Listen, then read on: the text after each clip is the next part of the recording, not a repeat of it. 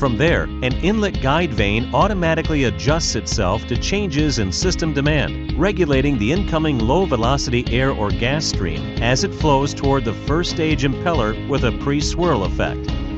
As the low-velocity air or gas stream flows into the first stage stainless steel impeller at the inducer, centrifugal force directs its flow to the trailing edge. From there, the accelerated air or gas stream flows from the first stage impeller to a radial diffuser, which converts the air's high velocity into static pressure before the heated air enters the scroll casing.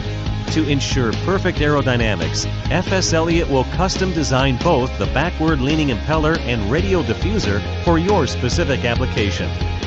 With each stage of compression, the air or gas temperature rises, pressure increases, and volume decreases.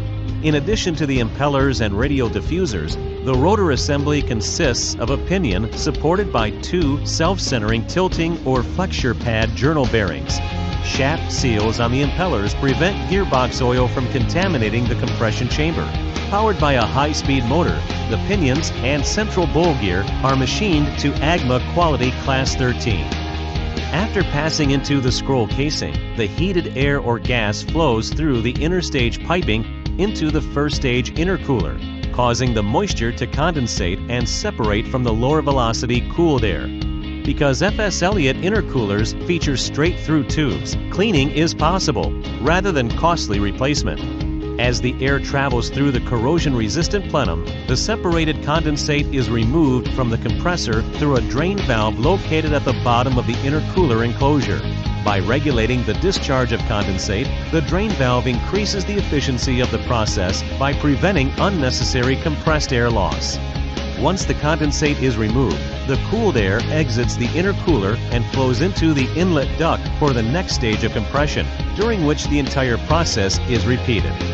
The compressed air or gas then moves to the aftercooler, where it's cooled and any remaining moisture is removed.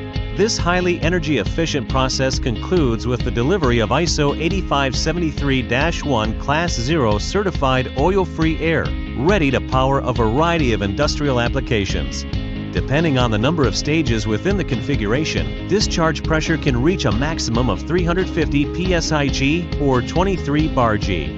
Whether your application calls for a hard-working industrial compressor package